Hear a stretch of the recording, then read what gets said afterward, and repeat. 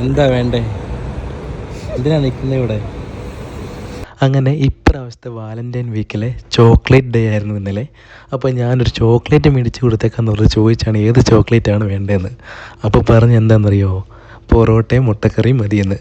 അപ്പോൾ ഈ പ്രഗ്നൻസി കൊണ്ട് നമുക്ക് ഇങ്ങനെ ചില ഗുണങ്ങളും കൂടെ ഉണ്ട്. അപ്പോൾ ഞങ്ങളിപ്പോൾ ഷാബിയ 10-ലാണുള്ളത്, അബുദാബിയിലെ. അങ്ങനെ പൊറോട്ടയും മുട്ടക്കറിയുള്ള റെസ്റ്റോറൻറ്റ് നോക്കി നടക്കുമായിരുന്നു കേട്ടോ.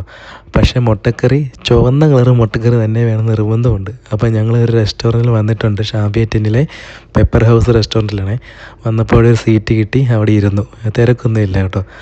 ആദ്യം തന്നെ ഞാൻ അവിടെ ചോദിച്ചായിരുന്നു കേട്ടോ, പൊറോട്ടയും മുട്ടക്കറി ഉണ്ടെന്ന് അവർ പറഞ്ഞിട്ടുണ്ട്. അപ്പോൾ പൊറോട്ടയും മുട്ടക്കറി കഴിക്കാൻ വേണ്ടിയുള്ള പരിപാടിയിലാണ്. അപ്പോൾ സമയം ഏകദേശം ഒരു 6 മണിയായിട്ടുണ്ട് വൈകിട്ട്. അപ്പോൾ ഈ റെസ്റ്റോറൻറ്റിൻ്റെ ആംബിയൻസ് ഒക്കെ നല്ല രസമുണ്ട്. ചുറ്റും പൂക്കളും ചെടികളൊക്കെ വെച്ച് പിടിപ്പിച്ചിട്ടുണ്ട് കേട്ടോ. വാലന്റൈൻ വീക്കിൽ ചോക്ലേറ്റിന് പകരം പൊറോട്ടയും മുട്ടക്കറിയും ചോദിച്ചാൽ ആദ്യത്തെ ആൾ ഇതേ ഇരിക്കുന്ന ആളായിരിക്കും കേട്ടോ. അങ്ങനെ ആദ്യം നമുക്ക് ചായ കിട്ടിയിരിക്കുകയാണ്.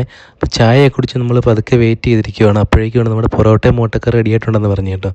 അങ്ങനെ നമ്മൾ മുട്ടക്കറി വന്നിരിക്കുകയാണ്. പക്ഷേ നമ്മൾ ഉദ്ദേശിച്ച മുട്ടക്കറിയല്ല, വേറെ സ്റ്റൈലാണ് മുട്ടക്കറി കിട്ടിയത്. പക്ഷേ നല്ല മുട്ടക്കറിയാണ് കേട്ടോ. പിന്നെ ഞാൻ അതിൻ്റെ കൂടെ ഓർഡർ ചെയ്തൊരു കപ്പ ബിരിയാണി ആയിരുന്നേ. കപ്പ ബിരിയാണി ഒരു മൺചട്ടിക്കകത്തേക്കാണ് നമുക്ക് കൊണ്ട് സെറ്റ് തന്നത്. അങ്ങനെ വാലന്റൈൻ വീക്കിലെ ചോക്ലേറ്റ് ഡേ പൊറോട്ടയും മുട്ടക്കറിയും കൂട്ടി കഴിച്ച് സെലിബ്രേറ്റ് ചെയ്ത കപ്പിൾസ് ഞങ്ങൾ മാത്രമായിരിക്കും മിക്കവാറും.